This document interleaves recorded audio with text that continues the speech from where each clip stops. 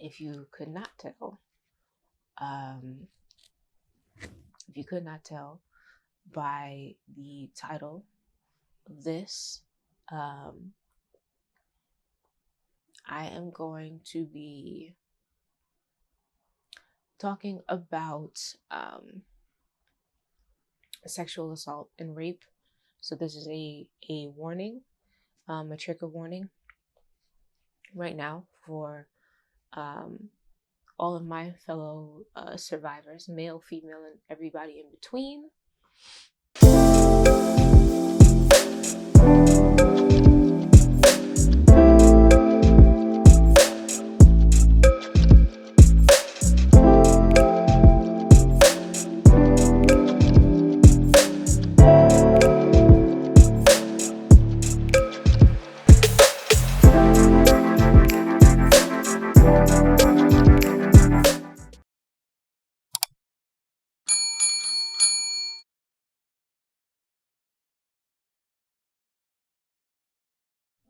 I'm going to try to talk about this in its entirety, meaning the things that I feel led up to that.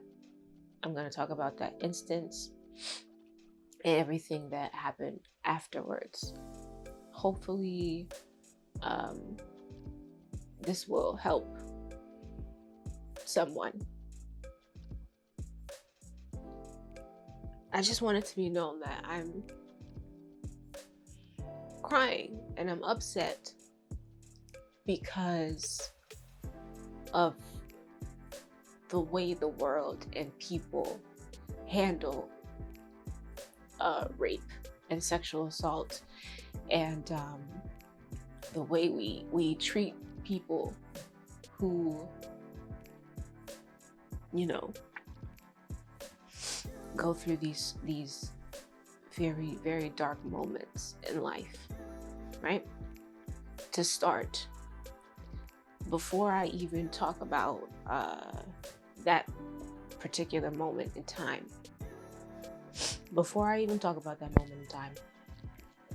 I'm going to talk about my sort of, I don't know what that is, sorry, my sort of maybe sexual history in a sense prior to that interaction that I had. So I'm gonna actually start all the way at the beginning. I think that it's very important for me to talk about sort of who I was as a person prior to that instance, so that you can understand maybe how at that point in time I could have and in fact did end up in a situation where I was raped and sexually assaulted, right? I'm gonna start all the way back to middle school. And for context, I'm from Baltimore, Maryland. I grew up in Baltimore my whole life. I remember I was in maybe seventh, 8th grade.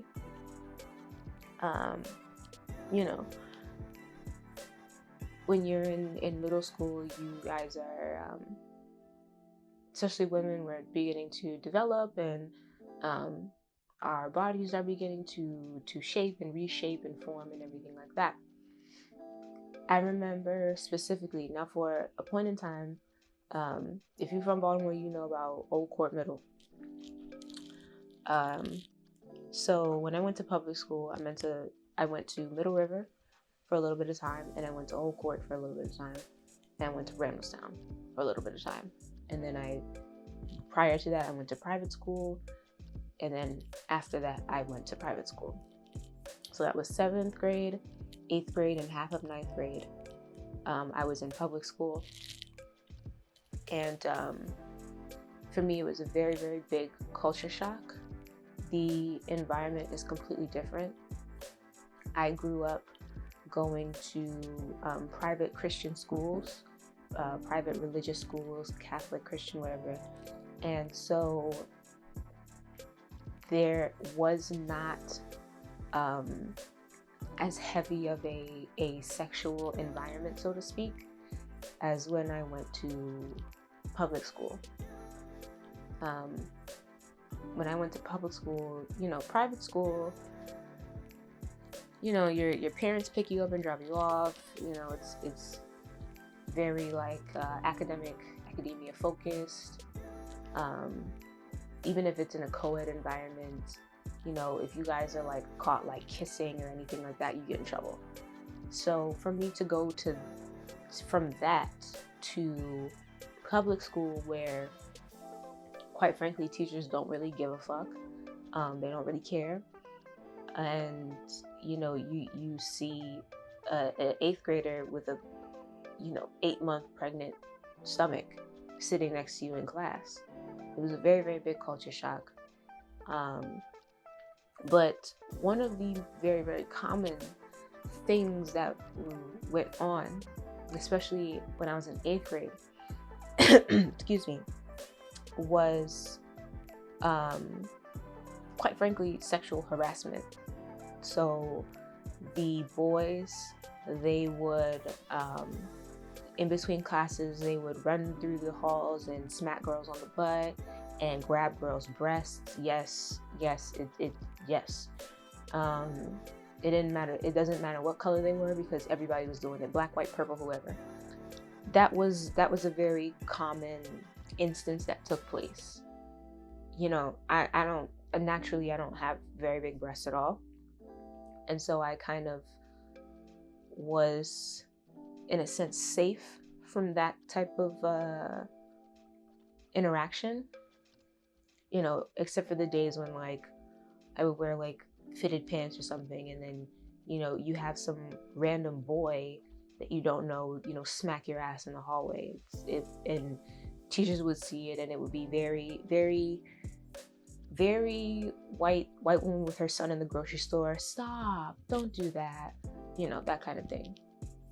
That was the environment that was allowed to fester in public schools that I went to.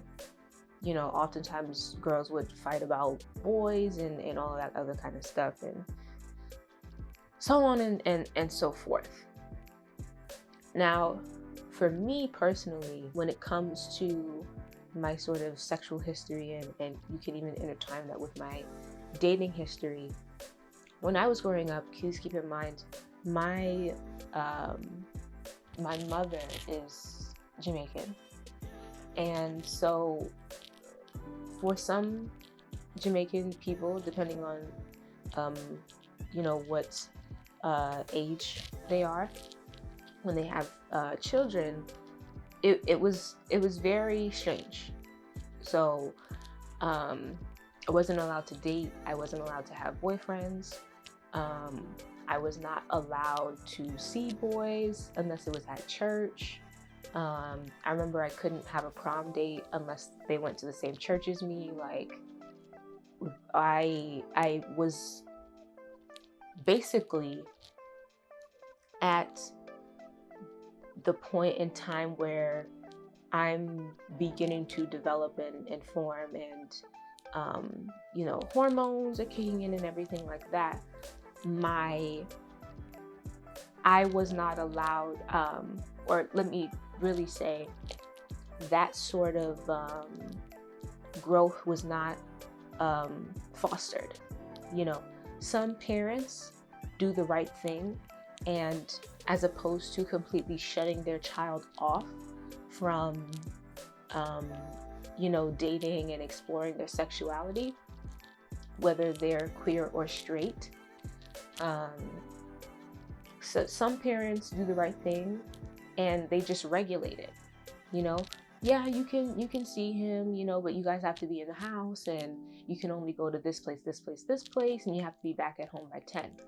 Regulating it, I feel, is way more appropriate than completely cutting a person off of their sexuality. And that is the experience that I had growing up, unfortunately. I'm pretty sure my mom felt like she was doing the right thing, but her and I don't speak, so And I don't want to talk to her either, quite frankly. And so even when I was way younger before then, I remember the first time I heard about sex, it was third grade. You know, you always have that, and I went to private school at that point in time, you always have that one kid that just like knows everything that they're not supposed to know. And so I heard about sex at school, and I remember being about 9-10 years old, hearing about sex. And I remember I asked my mom, you know, hey mom, what's sex? She was sleeping, if I remember correctly, and I remember she just kind of like woke up and very blatantly, very bluntly said, sex is when a man puts his penis in a woman's vagina. And she laid back down and went to sleep, and that was it. That was our entire birds and bees discussion. That was our entire discussion about sex and sexuality. That was it. That's all for another video. But growing up, I never saw my mom date anyone. I never saw my mom engage in any sort of relationship. I didn't even see her engage in sexual activity. As far as I know, my mom does not have sex, and that's a very personal problem that she deals with on her own. But yeah, that was the understanding that she gave me at 9-10 years old of sex. Sex is when a man puts his penis in a woman's vagina. And so, of course, to me, as a 9-10-year-old, it didn't make any fucking sense. And I decided to explore the topic on my own time, and that led to me discovering pornography. It didn't really ignite any sort of sexual desire in me. It was more so just like, oh, like this is what sex is, you know?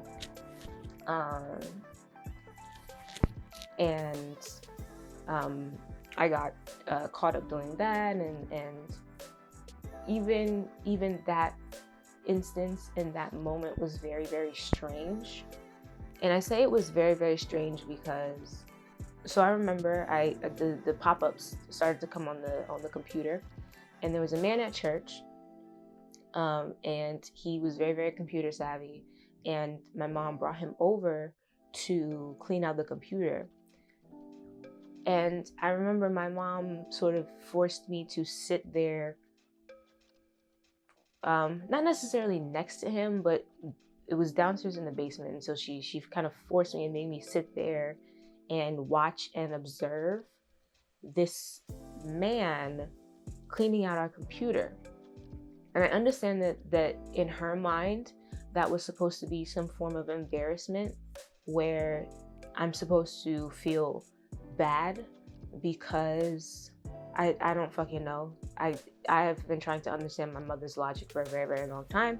I honestly don't know what her reasoning for that was or why that made sense to her. But now that I'm older, I honestly find that highly inappropriate, in the sense that, you know, why would you have this grown man know? Why would you allow this grown man to know that I am sexually aware? You know, thankfully he was not a bad person, and he just came in there to do a job and leave. But, you know, what if he took that as, oh, she's sexually aware, let me make sexual advances towards her, considering her curiosity about sex.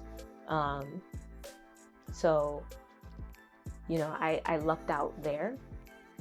But from that point, I was not really interested in sex. I didn't really care. I didn't really want to have sex. And then I got to high school, and I was going to Randallstown. And I got to high school, and, you know, 14, 15, I lost my virginity at that point in time. Now, do I agree with that and feel like that was something that I should have been doing? No. But at that point in time, I felt like my sexuality in general, whether I wanted to act upon my desires or not, was being repressed. And I wanted to explore my sexuality and explore my sexual being. I did. I had a boyfriend. He was about 16, 17, and I was 14. I lost my virginity to him. That, went on and went on for a little bit. And then one day my mother came home early, walked in on us, she caught us, and at 14 years old, my mother decided to kick me out of the house. And I got the whole, you're a whore, you're this, you're that kind of treatment. I remember I had to go live with my dad for a little bit, which was okay. I remember when I lost my virginity, initially I told my dad. My dad was the first person that I told, actually. And I remember he wasn't even upset with me, He just asked me if I use protection. And he told me that, when I have sex, I have to use protection so that I won't get pregnant or anything like that. And, he still loved me, and he understood that I was growing up, and that that's a part of growing up. I told my dad, and that was the response that I got from him.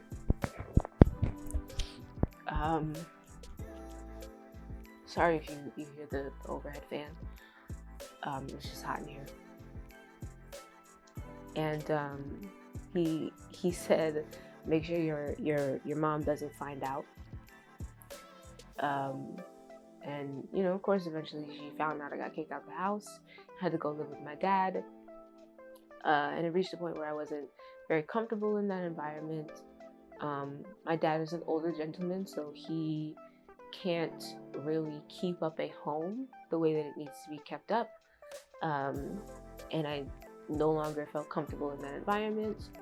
And I remember having to sort of, let me backtrack for just a moment. My mom caught my boyfriend at the time, and I in the act, and she went to the kitchen and grabbed a big steak knife. Luckily it was dull, but she did try to stab him. And so, it was me and my mother trying to stab my very, very naked boyfriend at the time. And he's holding the blade of the knife as she's trying to push it into him. And the police came and picked her up, and I remember the police sort of shamed me, and very, it was male police officers, very shameful, very, the same kind of you're a whore kind of treatment. I remember one police officer said, you did the right to my mother, you did the right thing, and I would have done the same thing if I walked in on my daughter having sex and all this other shit, blah, blah, fucking blah, right? She went to jail for a day, got bailed out. I had to go live with my dad for a little bit, and from that point, my mom pulled me out of public school and sent me to all girls private Catholic school, as if that was going to stop me from having sex. I don't know. But from that point on, that instance really shaped my sexuality and my approach to relationships and my approach to sex. And from that point on, especially while I was still living in the house, and eventually I had to basically kiss my mother's ass until I could move back into the house, which I didn't want to live with my mom again because I liked her or anything like that. I just wanted to live in a clean environment. Quite frankly, I'm sorry, Dad. And I just wanted to live in a clean space. And so I had to kiss my mother's ass and pretend like she was right, I remember she wanted me to lie and tell the police that he was raping me so that she would not get in trouble. And she wanted me to admit to being raped, right, quote unquote, in that instance, because that was more comfortable than the idea of me being sexual. My mom, like I said before, is not a very sexual person. I've heard stories about her childhood, but quite frankly, I don't know what her problem is. I don't know what's wrong with her. I don't know why my mom was always had a very unhealthy and uncomfortable attachment to my sexuality, to my physical body in a sexual sense. And that's something that's a different, I might be able to hear my little stomach. That's something that's a different story for a different time. The idea of me growing up, you know, being an adult, being sexual was always very, very uncomfortable for my mother. Very, very I don't know, once again, I don't know what her problem is. From there, I went to all girls Catholic high school. Of course, there were no boys around, but I still found ways to have relationships. And in fact, it fostered a sort of an unhealthy way of being in relationships where I couldn't openly be in a relationship with someone. So everything was very sneaky and very covert. And oftentimes it was based on sex because I could not explore the other aspects of a relationship publicly. You know, sex is very private. And so that was the easiest thing for me to do, to establish a relationship with someone, to be in a relationship with someone, was to have sex with them, as opposed to doing the, I don't even know if I should say more appropriate. Hopefully you guys understand what I'm trying to say. As opposed to me doing the more appropriate, quote unquote, thing, and like meeting a guy and getting to know them and dating them and all of that kind of stuff. When I finally graduated from high school and went to college, of course, I lost my virginity at 14, and I didn't have sex again until I was about 17 years old, just because I didn't feel comfortable to, and I frankly didn't really want to. I didn't really have a desire to. Didn't have sex again until I was about 17. Like I said, it was very covert, very sneaky. I wasn't able to have like a natural type of relationship. I wasn't able to learn how to form that kind of bond with a partner because sex was the only thing that I could do with a partner. And so, you know, living that kind of life and then going to college and being free and your parents aren't there and everything like that. Now, let me pause right here and say that in terms of my sexual partners and my sexual prowess, I have a personal system that I follow where I do not have more sexual partners than my age. That is just something that I personally follow. And I feel like it keeps me in check and keeps me aligned with myself and allows me to take those break moments when I just feel like, you know, things are moving too quickly. So I am 24 years old at this point in time. I have not had more than 24 sexual partners, okay?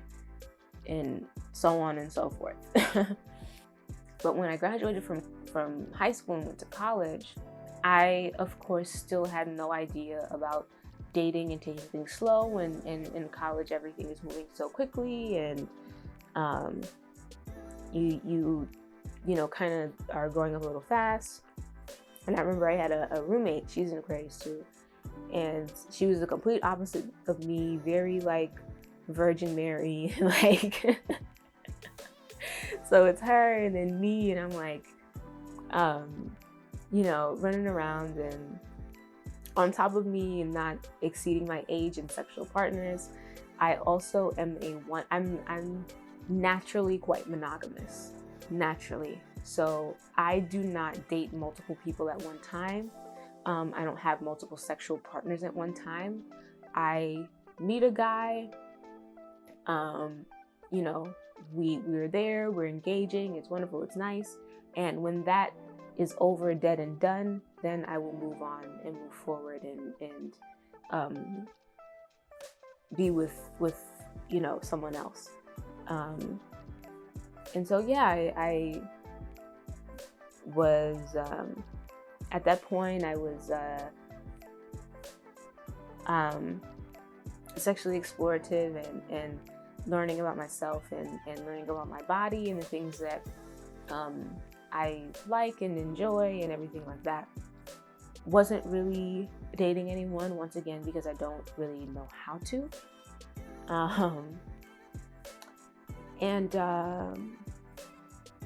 Remember, it was spring semester. Trigger warning, this is when I'm going to talk about it. It was spring semester of my freshman year in college. I don't really give a fuck. I'm gonna say his name. His name is Quinn Fun. Quinnfun. Quinn Fun. He is from the Bronx, New York. He was a junior in college at the time. I was a freshman in college at the time. It was my spring semester of my freshman year in college. I was walking to my dorm and he saw me and I was like, oh, he's cute. I will admit that later on that day, I did see him and we engaged in consensual sex. Let me repeat that. Later on that day, I saw him and we engaged in consensual sex.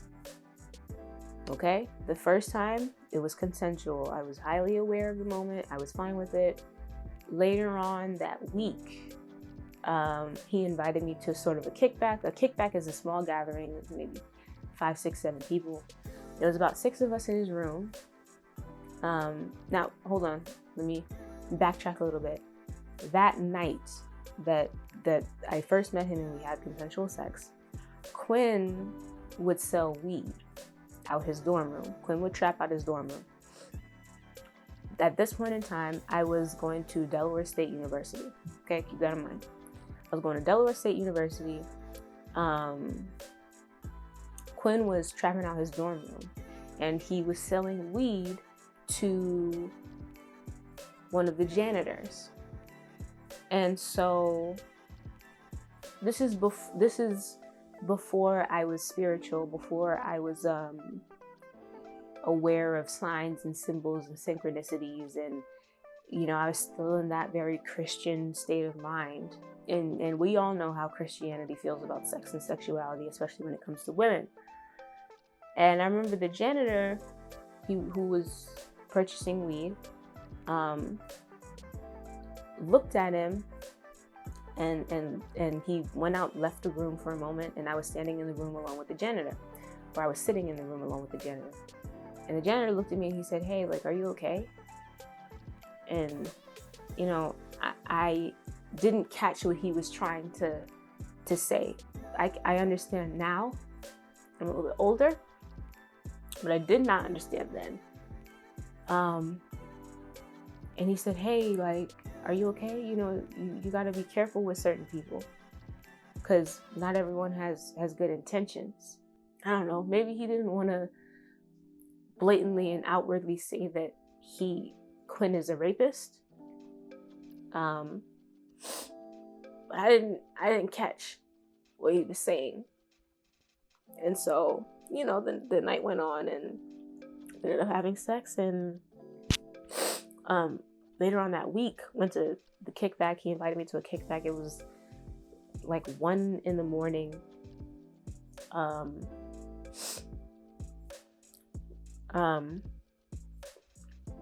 And he was staying in the Ville. If you go to Delaware State, you know what the Ville is.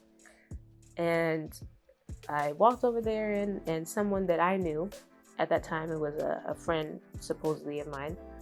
We're at this kickback. It's myself, the friend that I know, her friend, and Quinn, and 2 other gentlemen. And Quinn also has a roommate, right? So, I get invited to the Ville. We're in the kickback, and they offer me a drink. Now, Quinn, at that point in time, had some sort of sports injury and had pills. He had pills in his room. Something told me to pay attention to them making my drink. I sat there and I watched Quinn's friend make my drink. It was some vodka with a Jolly Rancher shit, whatever. And I'm trying to remember if I had the drink and then got up and went to the bathroom and left the cup. I believe that that's what happened. Or they had devised a plan prior to, and you know, the friend put the pill in my drink. But I just remember I had the drink, and I mean, like, what? I didn't eat anything because remember it's like 1 a.m. And at that point in time, I had no idea about, you know, eating when you drink and all this other stuff. I just remember I got really, really sick. And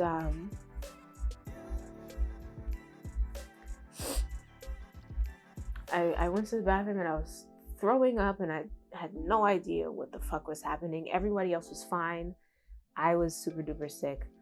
I remember I was wearing a pair of shorts and sweatpants, a little bra, and a sweatshirt, a hoodie. Not very sexy at all. And some Ugg boots, I think. And I got really, really sick. I went to the bathroom and I was throwing up. And Quinn, it was a bit theatrical. You know, Quinn sort of rushed everyone out the room and everyone had to leave because I was sick. And he kept saying, like, oh, I have to take care of her. I blacked out. And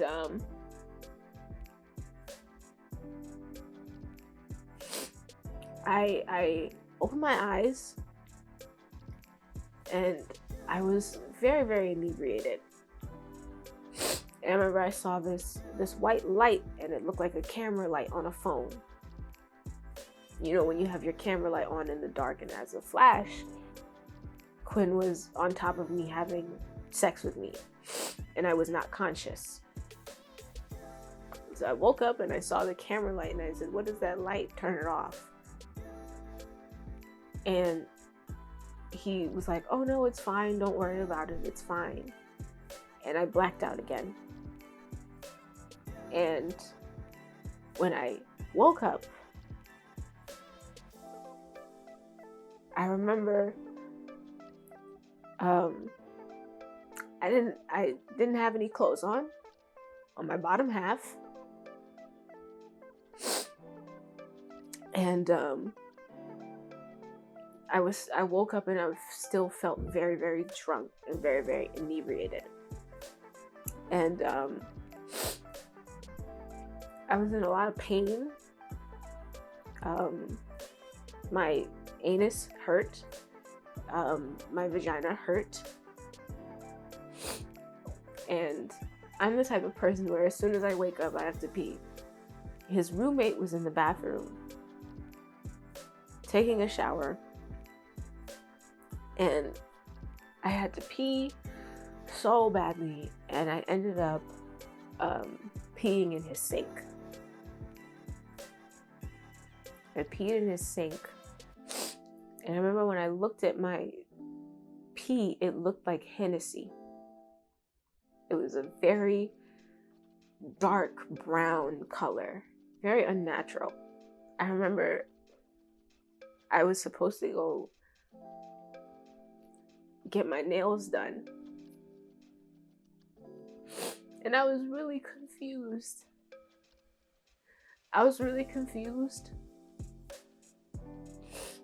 I did not know what happened. And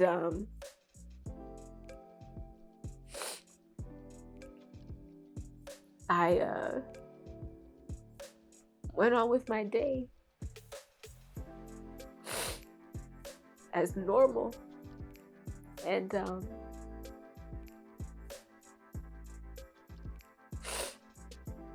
don't know, tried to pretend like things were fine as I figured out what was happening to me.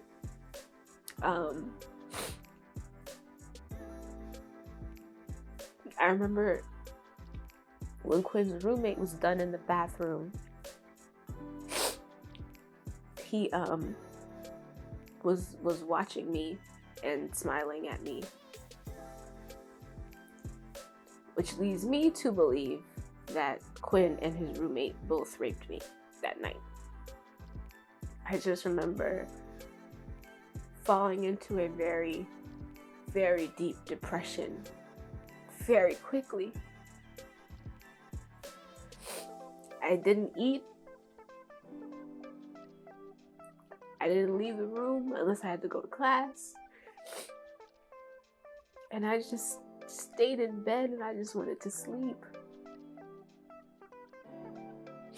I didn't want to go out. I didn't want to do anything. You know, it was like I died. And part of me did die. Part of me died, and I'll never be able to get that part of myself back.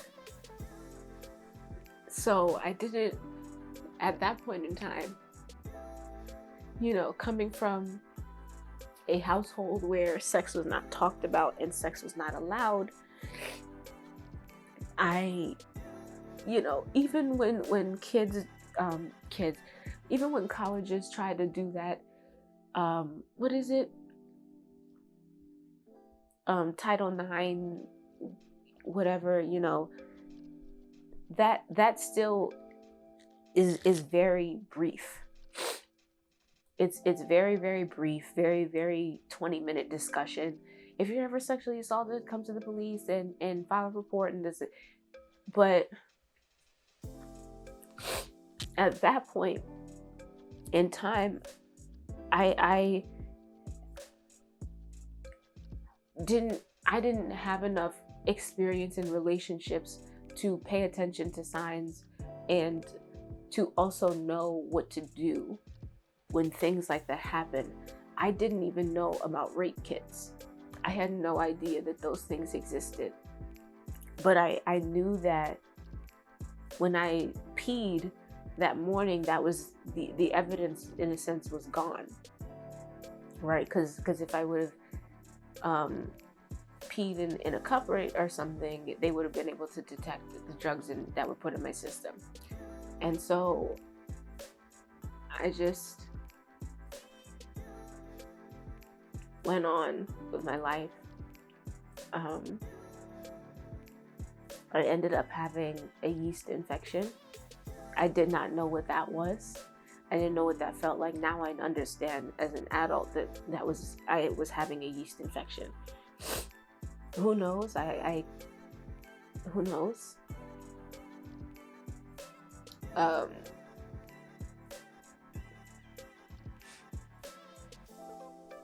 But I went on, and I'm already very, very small. I sorry if the mic was, my hair was hitting the mic. I lost a lot of weight. I stopped socializing, stopped talking to people, and yeah. It took me 2 years,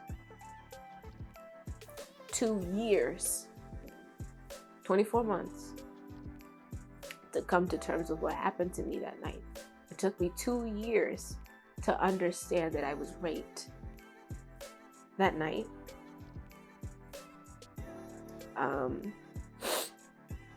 And to fully grasp the concept in my mind. It took me 2 years.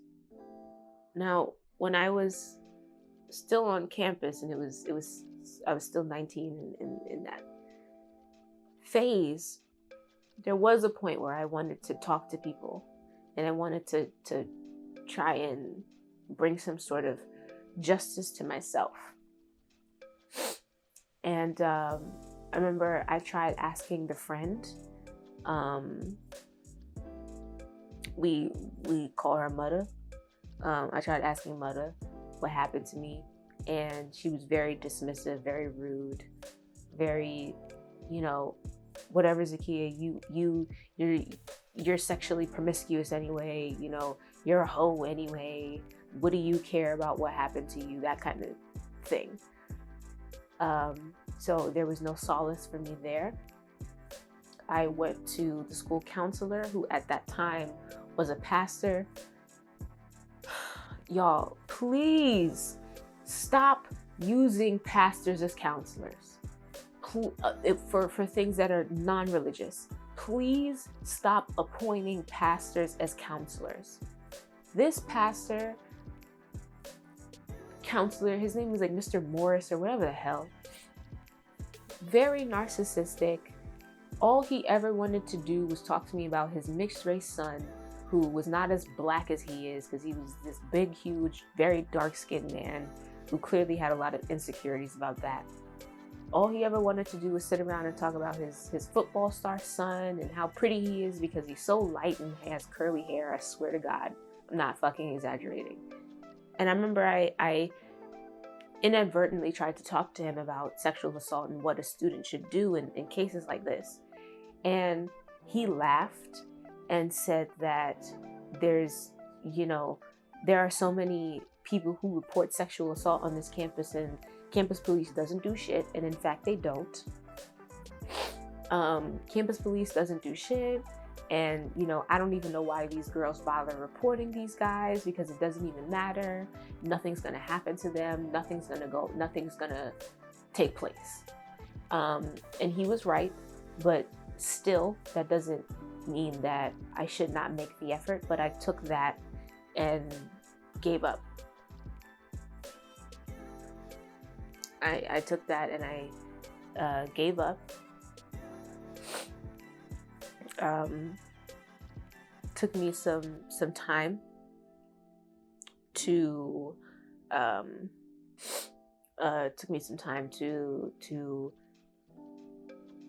say anything to anyone about it. It completely changed my life. It completely changed my life. I actually decided to stop being Christian. When that happened to me, I gave up on Christianity because I felt no comfort. There were no Bible verses that could make me feel any better about what happened to me. It lost all of its meaning to me. And, I didn't want to forgive and forget. I didn't want to turn the other cheek. I wanted to kill that nigga.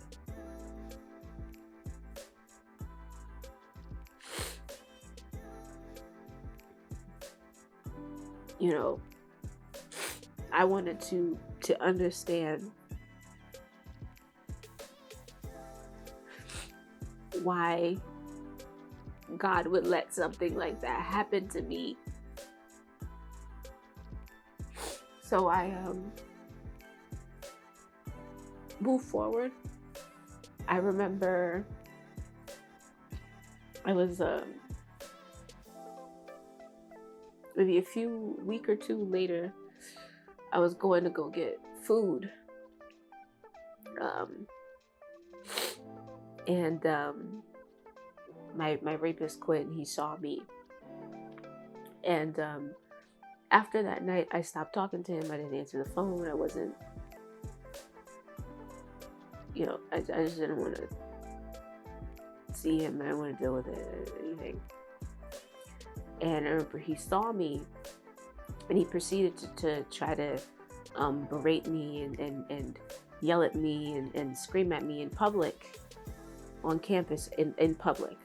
And I remember I yelled back, and he looked so shocked that I yelled back. He looked so shocked that I retaliated. He never messed with me again. Every time he saw me, he walked the other way. I went through that. But I surprisingly, that instance did not put me in a state of fear. I think I was scared for maybe a little bit, maybe a day or two. But it didn't turn me off from men. It didn't make me want to stop dating men and being with men, because at that point in time, I was old enough to understand that that's just him or them. Who knows? Who knows? They do. He does. I don't. But, it didn't turn me away from men. I still had male friends. Funny enough, that following semester, my sophomore year fall semester, I didn't have housing. And for a while, I actually had to squat in the boys' dorm in, oh my gosh. I can't even remember what it's called. I can't even remember what that shit's called. But I ended up squatting in the boys' dorm with a group of guys who were friends of mine. Ron, shout out to Ron. I don't know if Ron's ever gonna see this. I haven't spoken to Ron in years. But I was staying with Ron's girlfriend, and then his girlfriend's roommate, she was having a problem, and so I had to leave. And Ron let me squat with him, and he would, stay with his girlfriend, and nothing would ever happen to me. I would be there, and I would shower and do everything, get myself ready, and they were very respectful. Ron, Zach, oh my gosh, who else was there? I can't remember his name. There was a third roommate.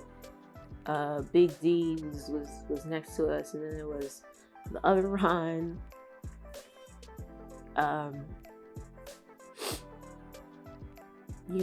They made me feel very safe. I knew nothing would happen to me with them.